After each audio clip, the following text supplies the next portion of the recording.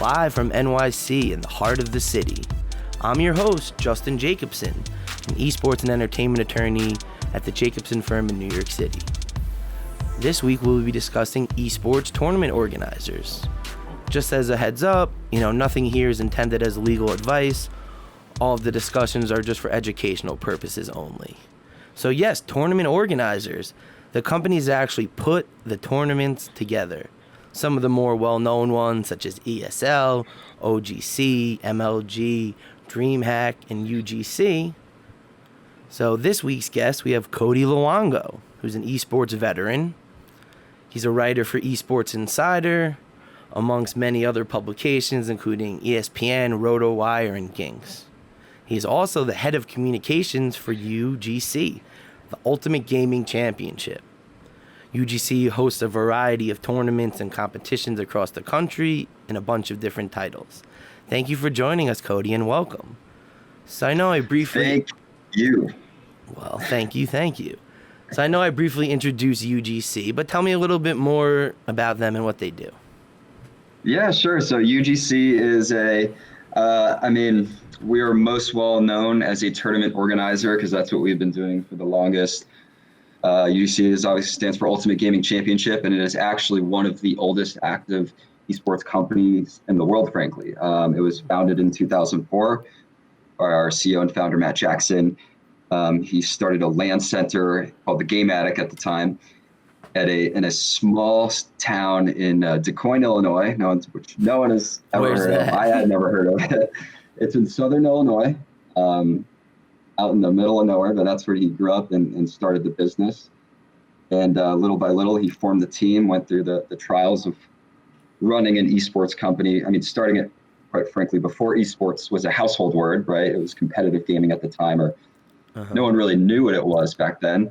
But he took it to where it is today. So, in terms of UGC, like I said, we're most well known for our tournaments, but the company actually has several arms, which is turning it into more of an esports conglomerate, right? Because we have our live events division, we have our studio division, which is a content engine, which we talked a little bit about prior to going live here. We have weekly shows that goes live, much like Prediction, with esports hosts, people that are experts in the space, and we dial in hosts and guests from around the world with very professional graphics packages, producers, directors. We have a manufacturing division, so we manufacture clothes and esports apparel, backpacks, mouse pads, customizable options as well. And we also do with that digital fabrication. So we build, we 3D model and then build our stages, our props, and a lot of things that we incorporate into our live events. There is also we have our online competitive gaming platform, which is UGC Esports, so people can go log on from anywhere around the world and compete for prizes, money, ranks, and things like that. It's still in its beta phase, but it's one of the things that we're constantly improving on the technology side. And right now we're actually throwing a Apex Legends event for $4,000. It's a derby style. Okay. So you can go and compete and submit your scores over the course of 2 weeks. And then you actually get to play against the U.S. Army Esports Apex Legends teams. It's a bit of a mouthful, but you play for them, play for money, and it's about fostering a good competitive experience for everyone.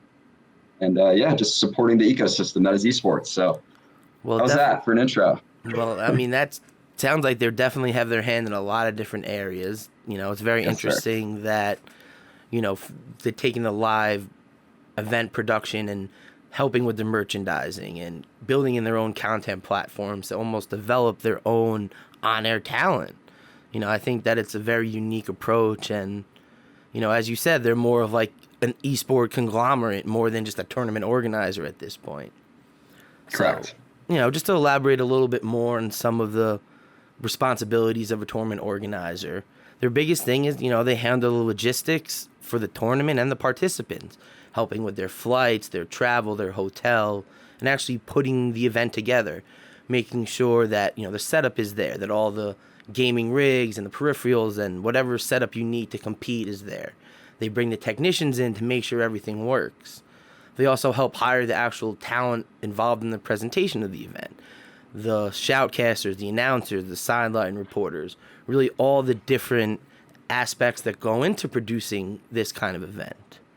They also coordinate the media coverage and handle press. And then I know one of the biggest things, and something that's in your wheelhouse, is handling the actual marketing and promoting of the event, doing things to get people to come to the event, to enjoy it, and to see the live competition. So tell me a little bit more of how you kind of create excitement to try to move the masses to come check out a tournament. Yeah, sure. I mean, if we're talking about marketing specifically, I think with each event, it presents its own separate challenge. For example, I've been in the space for about a year and a half now with UGC specifically, doing event operations and things like that. And being on the communications PR team, we handle marketing, obviously, myself primarily leading that charge. But it's different. I think that above all, I mean, we're a company that we're not rolling out events like ESL is, where they have, I don't even know, it seems like 100 events a year, right? Uh-huh. We focus in on single sort of niche events, so to speak. So I think that it's important for us to make every event special and feel different. So give me an example of, niche. Like what is the recent thing that you guys felt was a little bit different than what everyone else is doing? Sure. Yeah, we did. So for those of you who don't know, we hosted an event called the Halo Classic. It was a Halo 3 LAN, and it was actually the biggest LAN in 10 years for Halo 3. So a game that was released in 2007. Wow, a decade old, and they're still playing it. A decade old. It was a game that was at the height of esports, frankly, between 2007 and 2009. So it was a game with a lot of nostalgia about it. Uh-huh. So when we presented this, we were contacted by 343 Industries, which are the developers of Halo now, right? But they're also incorporated with the Halo Championship Series, or HCS. And they had reached out to us, telling us about their grassroots program. So content creator support system for content creators, TOs, and people of that nature that are supporting Halo. And they wanted us to do an event. So at that time in competitive Halo, they were ceasing operations of sanctioned H5 events. HCS was. Okay. So we thought, what can we do inside Halo that's going to have the most impact? And we looked back. We recognized that Halo 3 was a staple in competitive gaming. Mm-hmm. That's how I got involved in esports, and how, frankly, a lot of the members at UGC did. So we decided to go for it, and we got the name down, which was the Halo Classic. We had a very, very appreciable graphics package. If you look at the logo, it's neon. It has that cyberpunk feel. Mm-hmm. So just from the minute it was released, it was sort of like catching lightning in a bottle, because like, oh, we don't know what's going to happen with Halo 5 esports or Halo esports in general. And then boom, Halo 3 drops in your face. And it's a nostalgic 4v4 feeling. Tournament. It was a super nostalgic feeling. And it took, we were getting press around the world on Kotaku, Dexerto, some of the top sites, because it was unprecedented as of the last 10 years. Mm-hmm. And it's bringing the modern esports feel. How big esports is today as compared to back then is light years apart, right? So it's bringing that flavor, that broadcast expertise to this game, this space at this time. So it's completely new, it's completely fresh. Wow, I mean, it's great. It's, you're really kind of figuring out who your demographic is, which is, a more highbrow consumer who's kind of grown up with Halo, grown up watching professional Halo, and you give it to a throwback to Halo 3, where a lot of former pros come out. Like, what was like the actual event response like? It was explosive, absolutely electric. I mean, and it was a great risk in doing it. I mean, when we first announced, we had the tournament limited to 32 teams, mm-hmm. Teams of 4 with an optional coach, and they sold for about $200 each. Uh-huh. And we thought, maybe we'll get 32 teams, and we ended up selling the 32 passes in less than 24 hours. Wow. And we decided to open up another 32, and those sold out again in 24 hours. So we had sold 64 team passes in 48 hours. And then it just kept going. I mean, we're literally calling the venue saying, we need more space. and then That's unlocking the always a next good wave phone of call. tickets. Yeah, It's I always a mean, good phone call to get. it was an exciting time for us. And like I said, I mean, everyone respected it. They thought it was new. It was exciting to watch unfolds, and it was exciting for us as well to produce it. Well, yeah. So I mean, it seems like in order to generate this appeal and interest, you have to kind of think outside the box and try to be proactive while actually really knowing your demographic. And like you said, you went with the neon colors to give it a more nostalgic 80s kind of feel where it's like, oh, we're going back to retro days of 2008 when we used to play Halo 3. Correct. Yeah. Yeah. So it's the before Xbox One, like, the old days. So yeah, one of the biggest things that the tournament organizers look at is the different ways they make money. So in Mhm. addition to, entrance fees, ticket sales, and the like, they have merchandise sales. I know you mentioned you guys help create custom merchandise. So, there could be tournament specific stuff or just general, you know, Halo Classic stuff. So, that's definitely one big avenue of revenue. And then another one that you started to hint on is, streaming rights. And this has become Mhm. one of the most lucrative areas where different providers, either whether it's on a non-exclusive or an exclusive basis, are actually the official streaming platform for the tournament. So if you wanted to see the Halo Classic, it would exclusively be streamed on Twitch or YouTube Gaming, whatever platform negotiates for this. In the recent Correct. years, there's been now TV broadcasting fees. You have a bunch of stations in the US, ESPN, NBC, TBS, that are broadcasting live esports events. So, you're dealing with the tournament organizers in order to receive the license to actually televise these events.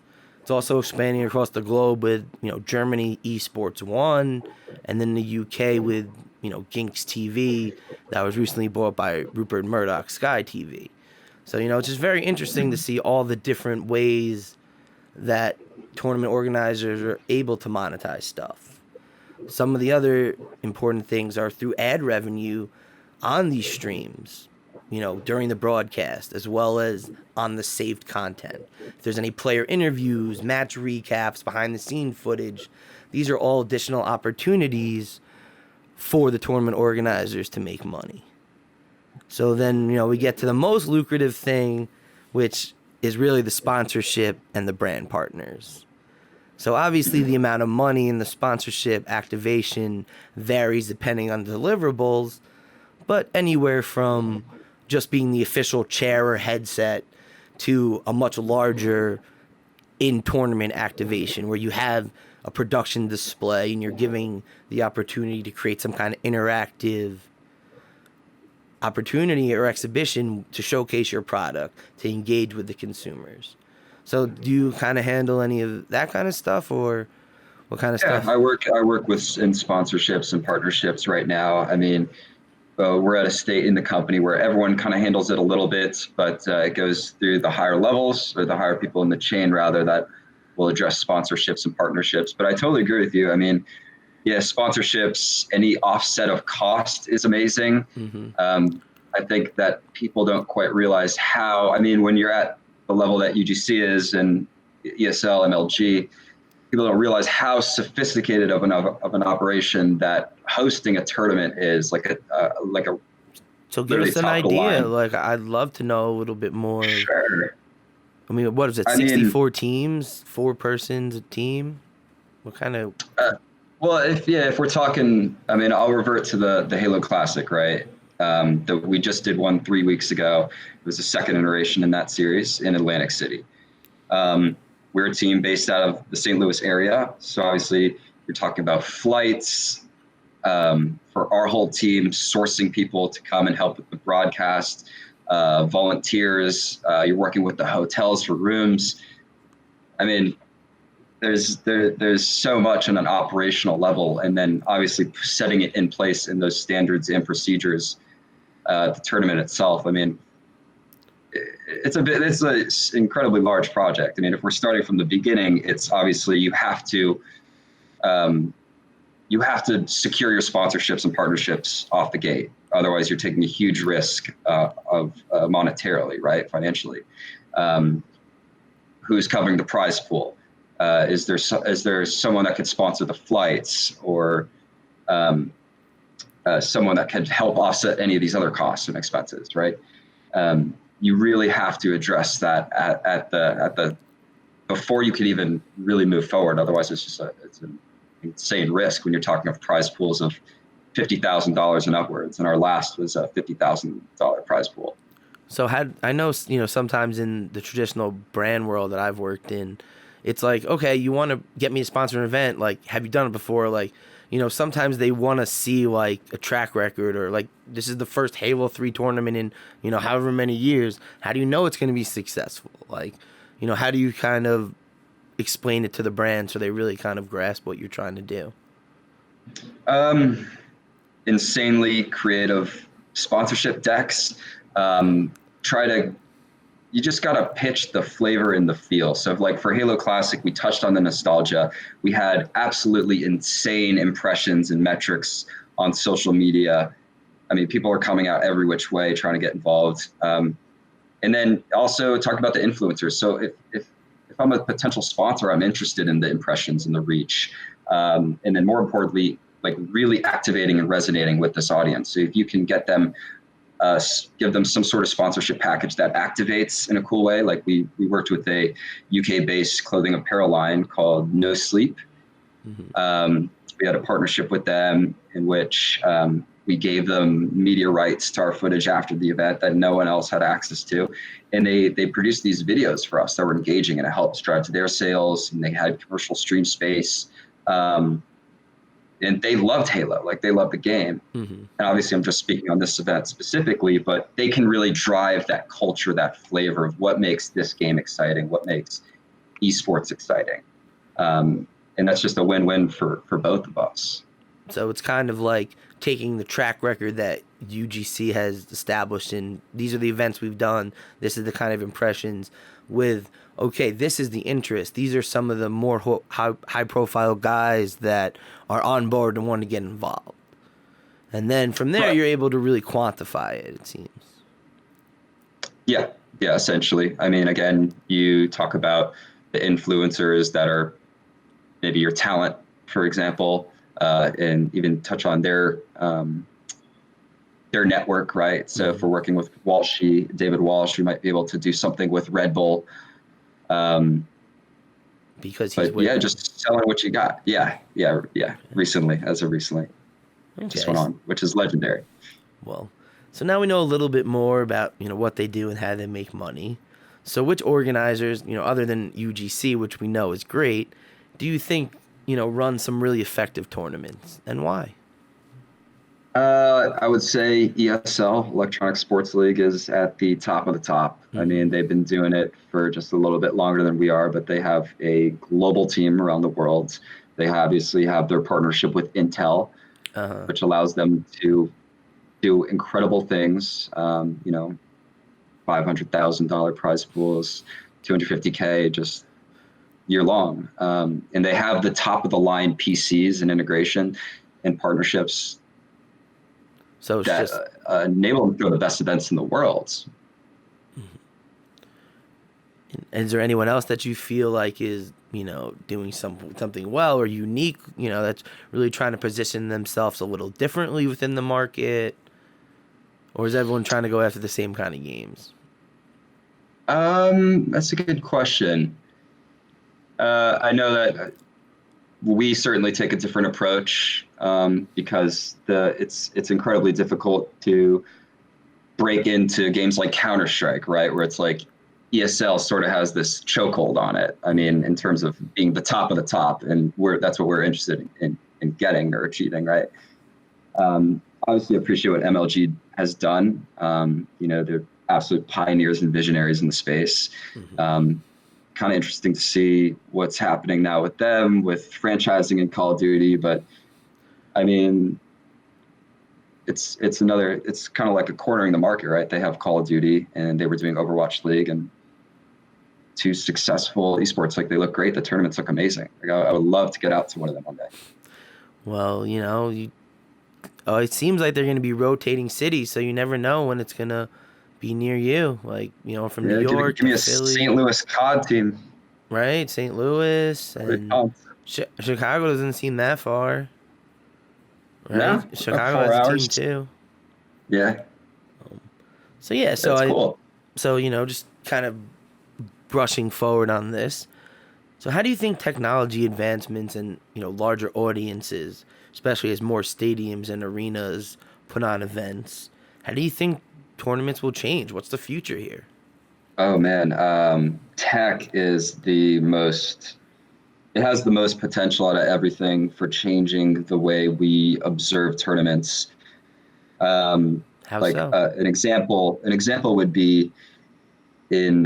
So I went to IM Chicago, and their AT&T is one of their partners, and they give you these little wristbands, and every time the wristband syncs with the API of the game, which was Counter Strike. So when a bomb is being planted, every time it ticks, your wrist is ticking, and you look around the stadium with thousands of people in it. And they're looking at their watch. Well, they're blinking. You know what I mean? Mm-hmm. So it creates like an immersive, super immersive Wow. experience. So API integration. I mean, you could really do anything. It could be if someone shoots a chicken in Counter Strike, it triggers something to make confetti drop from the ceiling. Uh-huh.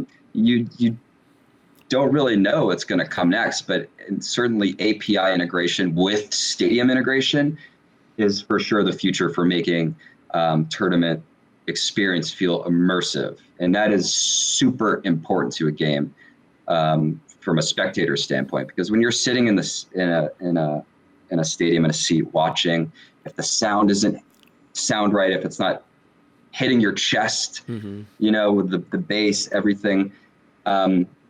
It doesn't have that same flavor or feel as if it does, if the lighting isn't right. And that's another thing. Obviously, the lighting can work with the API as well.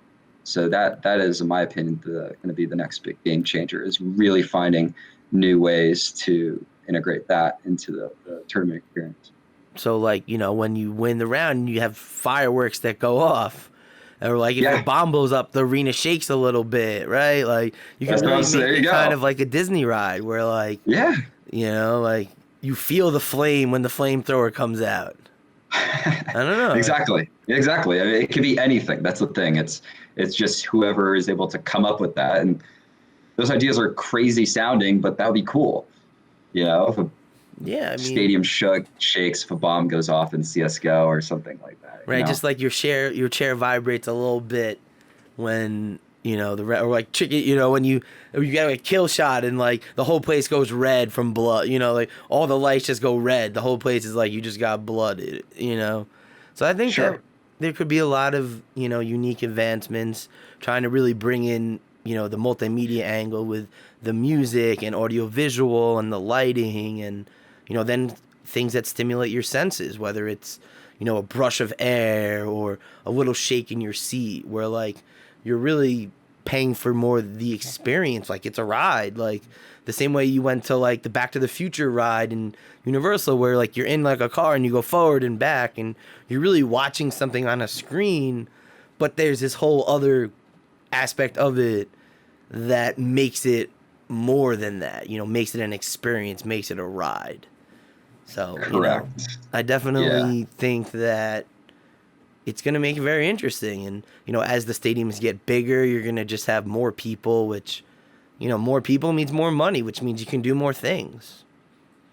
Yeah, and that adds to the experience as well. The atmosphere of the crowd. It's Yeah. you can't really control that per se, but when you have a whole sea of people around you that are getting just as excited about seeing a headshot or a dope play or some high IQ thing in the game, it adds to that experience, right? And I think that overall, yeah, especially with tech, it's just going to get better and better. And just being able to kind of amplify that to whoa, that was a crazy kill that the whole place just went blood red. Just to really kind of play on more of your senses and just watching it. I think that that's what people are going to love.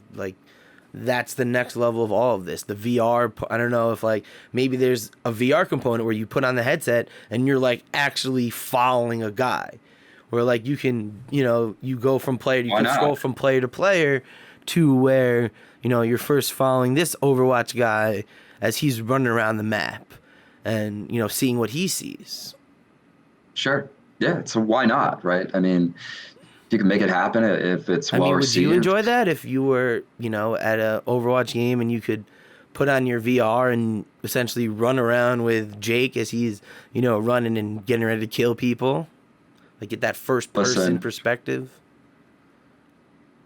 Yes. Short answer, yes. I mean, my ultimate dream one day, I don't play Overwatch, but if I could just put a chip in my brain or something and be in like a virtual world and I'm like a Spartan in a Halo game or a soldier in Call of Duty, that is And gonna just joining the party. Yeah, I'm in it. I might never come back to the real world. I mean, I'm just gonna be there forever. Nowadays, virtual reality is the real world in most people's cases. Pretty much, yeah. It's all digital. So is there anything else that you'd kind of want to add about what UGC is, or any kind of new projects you guys are working on or upcoming? Sure. I mean, I might have mentioned this at the top of the show, but we are hosting a $4,000 online Apex Legends event called the Apex Predator Series Second Strike. So it's a second iteration from a partnership that budded with the U.S. Army Esports. And how do you sign which up is for the that? U.S. Army's. You can sign up on our website, ugcesports.gg. GG, guys, remember, .gg. Okay. No .coms. Yeah, you could go there, sign up. Other than that, I mean, definitely follow us on Twitter. We have a lot of really cool things coming up. We're updating all of our web stuff. We're going to have a really good looking site with some cool things to announce soon, and maybe a little teaser, an upcoming event. Okay. So we'll see. But yeah, check us out at ugc.gg or follow us on Twitter. I think all our social is at UGC Events. Yeah, we're just trying to do cool and different things in this industry and make a name for ourselves and just serve the audience, really, and support the ecosystem. So we're all in this together. Yeah, I mean, you know what I mean? Yeah, I mean, that's the key. I definitely, feel the passion. I love what you guys are doing. So now, I like to kind of wrap up things with 3 questions. So what's your favorite video game to play? You can give me 2 or 3 if you can't select one. Okay, I'm gonna say Halo, and then I'm gonna go on a limb here. I'm gonna say RuneScape. Okay. People might hate me for saying that, but I love that game. I mean, whatever you enjoy. So now, what's your favorite games to watch? Counter-Strike, 100%. And I think that's just final. Yeah, CS is the king. And so who's your favorite, video game character? Like Mary, Yoshi, any of these? Anyone through video game history? Ooh, that's a good one. Let's say just Master Chief for now. You can stay with the Halo. I can't think of anything better. Yeah, I'm the biggest nerd. Okay, well, thank you so much for coming on, Cody, and I love what you guys are doing. Make sure to follow him. His Twitter is there, and check me out, Justin JESQ. Make sure to check out the previous broadcasts and podcasts on Prediction. We're on Apple Podcasts, and make sure to check back for the next episode. Everyone, have a great night, and we will see you soon.